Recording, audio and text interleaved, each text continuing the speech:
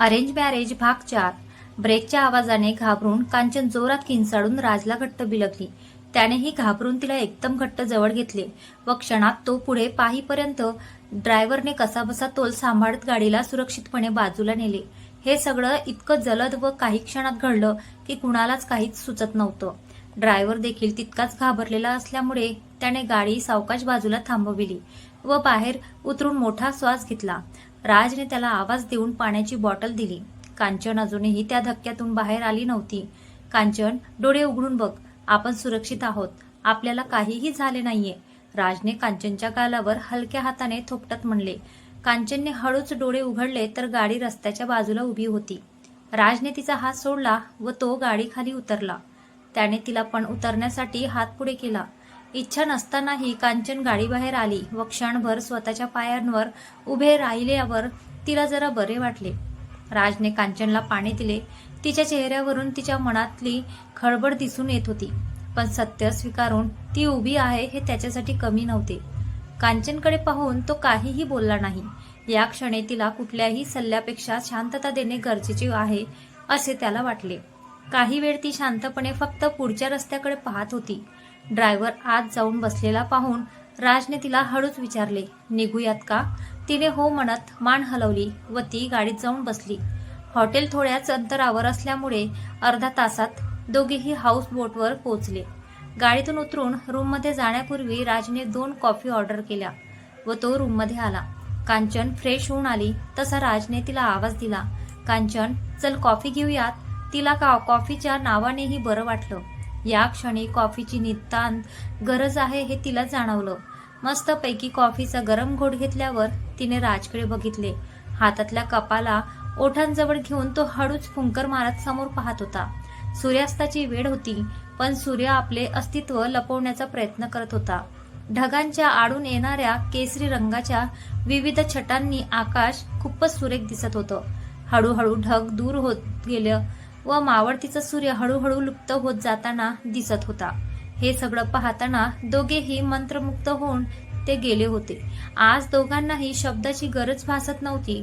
मोठ्या संकटातून बाहेर येत आजचा हा सूर्यास्त पाहत आहोत यावर दोघांचाही विश्वास बसत नव्हता. कांचनला बरं वाटले. कधी कधी असते हवी विचारांना वाट. काळ रात्री जाऊन येतेच मनासारखी पहाट. 7 दिवसाच्या वास्तव्यात दोघेही भरभरून फिरत होते.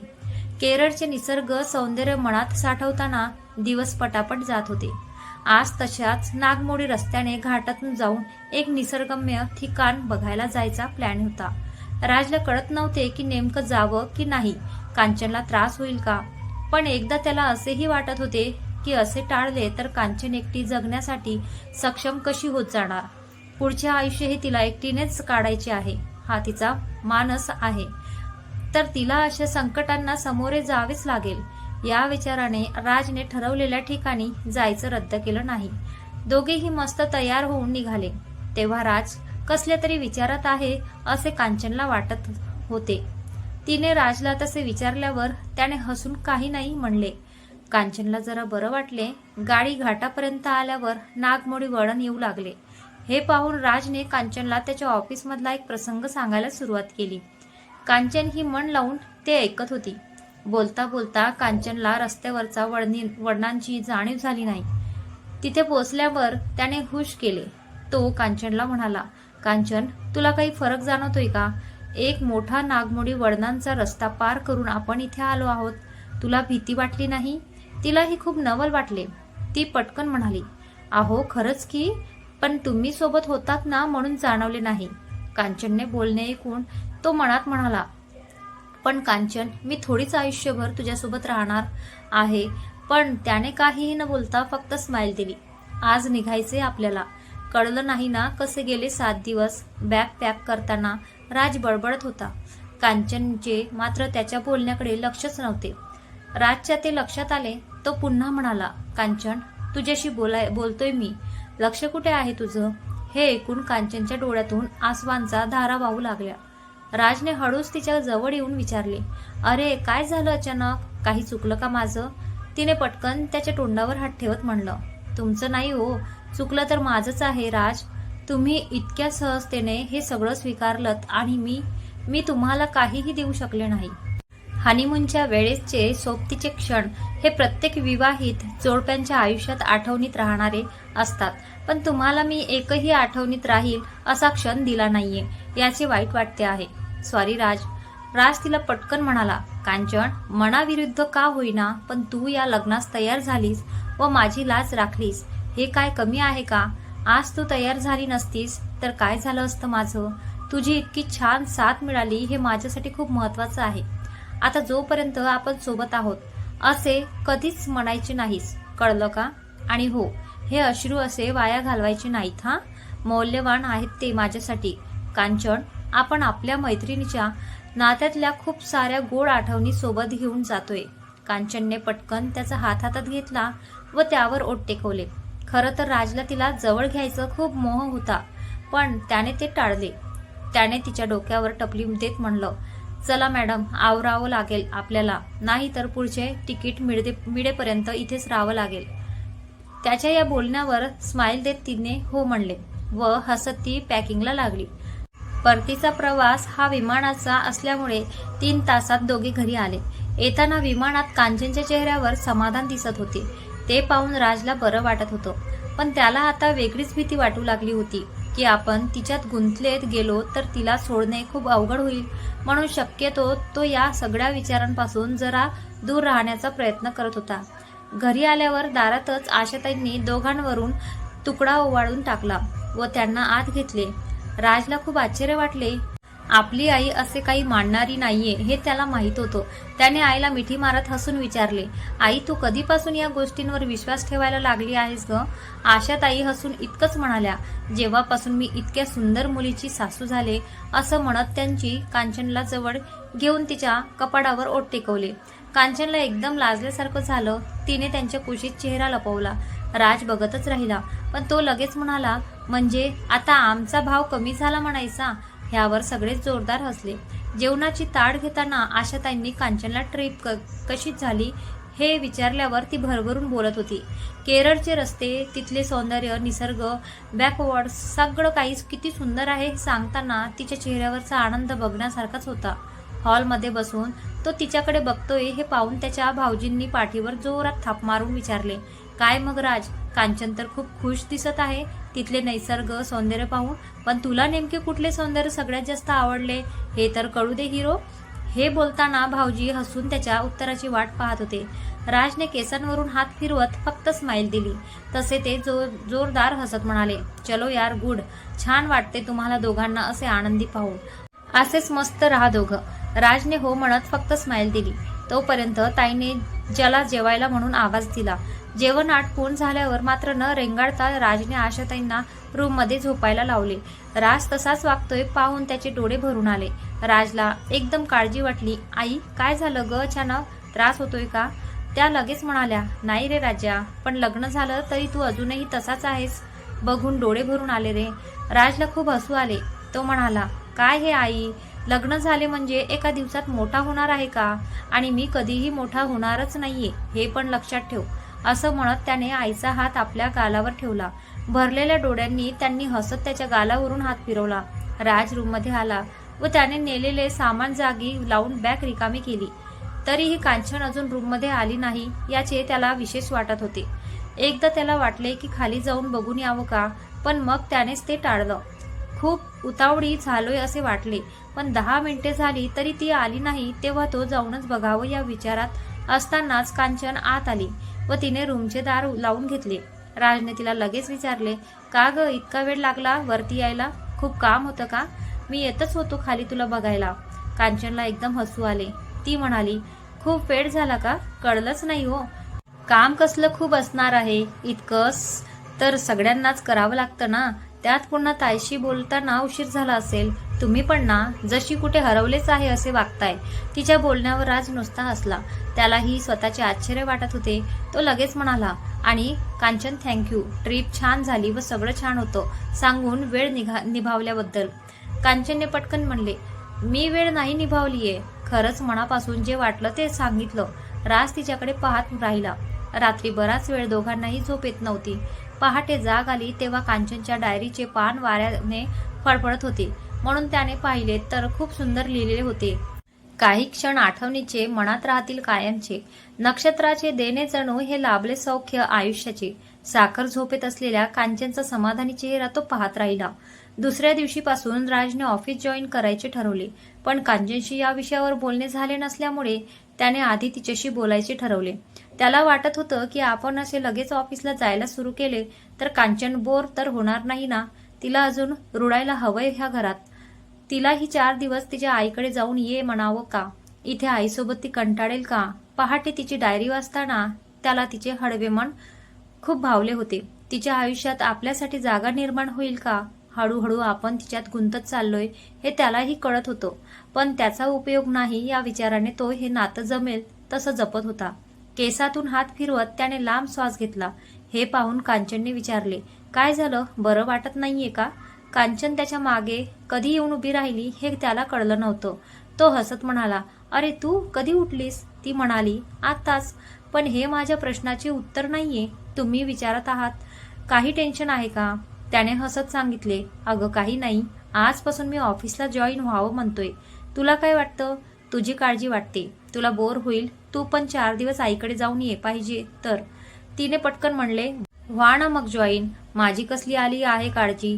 आपल्याच घरीच राहणार आहे ना मी. तिचे आपल्याच घरी राहणार हे शब्द ऐकून त्याच्या मनात गलबडून गेलं. तो फक्त हो मनात मनापासून हसला. ती पुढे बोलू लागली, आणि खरं सांगू का, मी आईकडे पण आत्ताच जात नाही. इथे आईसोबत कोणी नाहीये. माझं त्याच्यासोबत राहणं झालं नाहीये. वाटलं तर एखाद्या दिवशी जाऊन येईन थोडा वेळ. राजला मनापासून बरं वाटलं. त्याने मान हलवून हो म्हणले. कांचन, तू खूप समजूत आहेस ग. थँक्यू. ती फक्त गोड असली. खरं तर त्याला तिच्या चेहऱ्यावरून नजर हटवावीच वाटत नव्हती, पण तिने पटकन म्हणत त्याला उठायला लावले. चला मग आईंना विचारा आणि ठरवा तसं तुमच्या ऑफिसला जाण्याविषयी. मी डब्याचं बघते मग तसं. तो हसत उठला व आशाताईंकडे गेला. आशाताई उठून पेपर वाचत बसल्या होत्या. राजला पाहून त्यांनी हसत विचारले, आज लवकर कशी काय झाली सकाळ? त्याने हसत सांगितले, आजपासून ऑफिसला जायचं म्हणतोय. जाऊ का ग? तुला बरं वाटतंय ना? त्यांनी लगेच उत्तर दिले, हो रे, मी खूप बरी आहे. तू कर सुरुवात. पण आधी कांचनशी बोललास का? त्याने हसत आईला सांगितले. भारी आहात हा तुम्ही दोघी जणी. ती म्हणाली, एका आईंना विचारून घ्या. त्या मनापासून हसल्या. राजने पुढे सांगायला सुरुवात केली. प्रधानाची डील आज बघून घेते, उद्या फायनल करावी म्हणतोय. त्यांच्याशी तसं बोलणं झालं होतं, पण म्हणून आजपासून जावं म्हणतोय. काही वाटलं तर काय कधीही घरी येऊ शकतो. आशाताईंनी होकारार्थी मान हलवली. आपला मुलगा लग्न झालं तरी तसाच आहे ह्याचा त्यांना आनंद होत होता. चल मग आवरायला घेतो म्हणत राज बेडरूममध्ये जायला निघाला. तेवढ्यात त्याला किचनमध्ये आवाज आला, म्हणून त्याने पाहिलं तर कांचन काहीतरी करत होती. अरे कांचन, तू काय करत आहेस? मंजुळा येईल ना की थोड्या वेळात, असे कांचनला आवाज देत तो किचनमध्ये आला. पोहे करते. विशेष असं काही नाही. मंजुळाला माहिती नसेल ना आजपासून तुमचं ऑफिस आहे. ती उशिरा आली तर घाई होईल. जरा डब्यात काय द्यायचं ते बघते. कांचन त्याच्याकडे न बघता एकदम काम आवरत बोलत होती. एकदम टिपिकल बायकोसारखे तिचे हे बोलणे त्याला खूपच आवडून गेले. तो मनापासून हसला. त्याला हसताना पाहून ती म्हणाली, अरे ह्यात हसण्यासारखं काय आहे बरं? तो अजून हसून म्हणाला, तुला नाही कळणार ते. तशी ती आश्चर्याने त्याच्याकडे पाहू लागली. बरं चल, मी तुला मदत करतो, असे म्हणत तो डिश भरू लागला. दोघे मिळून नाश्ता घेऊन बाहेर डायनिंग रूम मध्ये आले. तोपर्यंत आशाताई पण आल्याच तिथे. कांचनकडे बघत त्या हसत म्हणाल्या, राज, तुला तरी मदत करायची परवानगी मिळालीये. मला तर अजिबात परवानगी नव्हती हा. कांचनने हसत म्हणाले, हो, आता तुम्ही मस्त आराम, वाचन आणि आपल्या आवडी जपायच्या. इतके वर्ष केलेत, आता मी आहे ना हे सांभाळायला. आशाताईंनी कांचनला जवळ घेतले. त्यांचे डोळे भरून आले, पण विषय बदलत त्या म्हणाल्या, पोहे खूपच मस्त झाले आहेत हा. त्यावर कांचन, हो का आई? पोहे ना प्रत्येकाच्या हाताचे वेगवेगळे लागतात हा. माझी मामी असे काहीतरी म्हणून त्यांना सांगत होती. राजला हे क्षण एका फ्रेममध्ये बसवणे कठीण जात होते. खूप दिवसांनी घरात असा भरभरून आनंद दिसत होता. राज तयार होऊन निघाला तेव्हा कांचनने त्याच्या हातात डब्बा दिला तिला व ती बाहेर कारपर्यंत त्याला सोडवायला गेली. तू खूप काम करत बसू नकोस, जरा वेळ स्वतःसाठी पण दे. छानसं लिहित बस. वाचायला आवडेल मला तुझे लिखाण. राजने कांचनला सांगितले तशी ती हसून हो म्हणाली. तिला बाय करत राज गेटमधून बाहेर पडला, पण त्याच्या डोळ्यासमोरूनच कांचनचा चेहरा जात नव्हता. तिला डोळ्यात साठवत रेडिओवर लागलेले गाणं गुणगुणत तो ऑफिसला पोहोचला. कांचनने किचनमधलं सगळं आवरलं व ती जरा वेळ रूममध्ये आली. आत आल्यावर तिला काहीतरी वेगळीच फिलिंग येत होती. आपली रूम, काही दिवस का होईना हे आपली रूम आहे असं तिला वाटलं. पण राजशिवाय तिला रूममधली शांतता खायला फुटली होती. राजचा हसरा फोटो बेडच्या बाजूला लावलेला होता. कितीतरी वेळ ती त्या फोटोकडे पाहत होती. शांत, समजस, संयमी भाव त्याच्या चेहऱ्यावर तसेच दिसत होते. आजकालच्या जमान्यात अशी मुलं मिळत नाहीत असं तिला वाटून गेलं. ती या विचारात असतानाच नेमका तिचा फोन वाजला. म्हणून तिने फोन घेतला तर राजचाच फोन येत होता. कांचनने खूप खुश होत फोन उचलला. हॅलो म्हणताना कांचनचा आवाज खूपच आनंदी दिसत होता. काय सुरू आहे त्याने कांचनला विचारले. काही नाही, जरा रूम आवरावी असा विचार करत होते. किती पसारा करता हो, एक गोष्ट जागेवर ठेवली नाहीये हा. ती एकदम बायकोच्या रूपात आलेली पाहून राज जोरदार हसला. तिला कळलेच नाही की आपण रागावत आहोत आणि हा हसतोय. काय काय ती पटकन म्हणाली. अहो मी रागावते आहे आणि तुम्ही हसताय. हसणे लपवून तो लगेच उत्तरला. अगं नाही, तू आवरणार आणि मी पसारा करणार हे चालतच राहणार वाटतं. पण मी प्रयत्न करेन हा सुधारायचा. हे ऐकून तिला हसू आले. कसे लहान मुलासारखे कबूल करताय. प्रयत्न करीन म्हणे.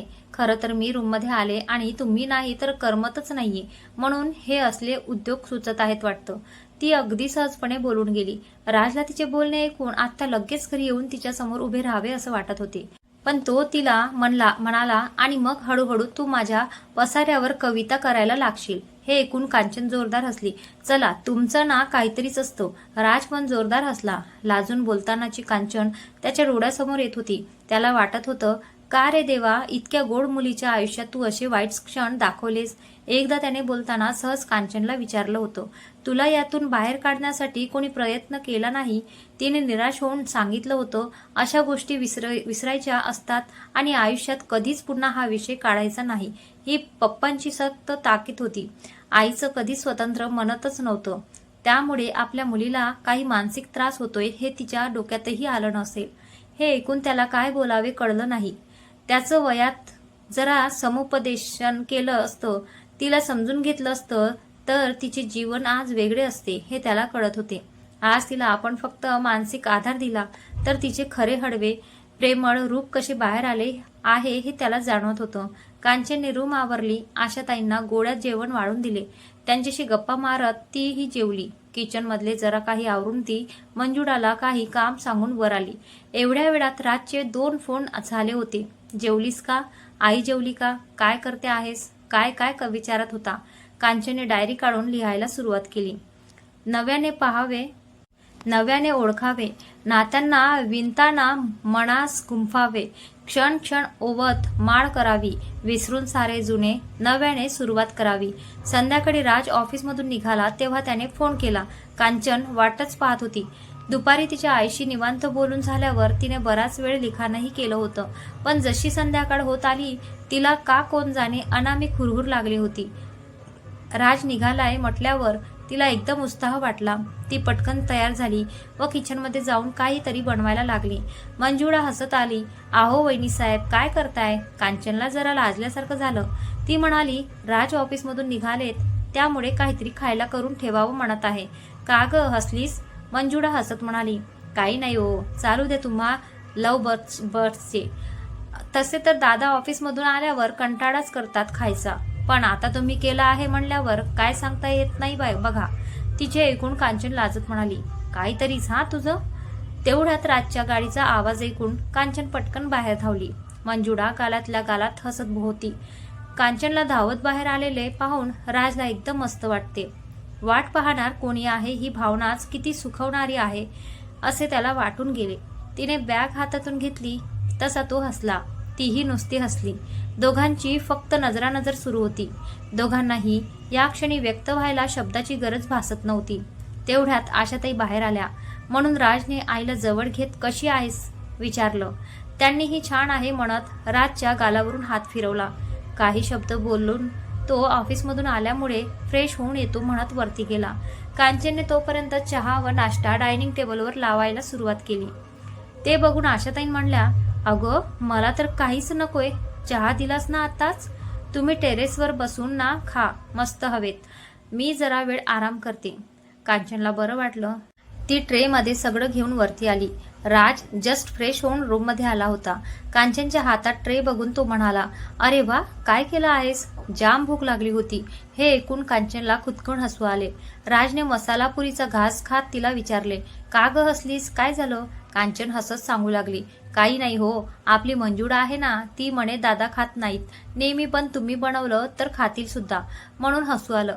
राज एकदम लाजत हसला. हो, म्हणजे एकट्याने कंटाळा येतो. आणि कांचनने त्याच्याकडे पाहत विचारले, आणि काय? राज हळूच म्हणाला, तू नव्हतीस ना आजपर्यंत सोबतीला? कांचन एकदम लाजली. राजला तिला काहीतरी सांगण्याचा मोह होत होता, पण त्याने मुख्याने शब्द गिळले. चहा, मसाला पुरी, रम्य सायंकाळ व सोबतीला कांचन, याशिवाय आयुष्यात काय हवं म्हणत तो गाणं गुणगुणू लागला. ए शाम मस्तानी मदहोश किए जाए, मुझे डोर कोई खिचे तेरी ओर लिए जाए. कांचन प्रसन्न मुखाने त्याच्याकडे पाहत होती.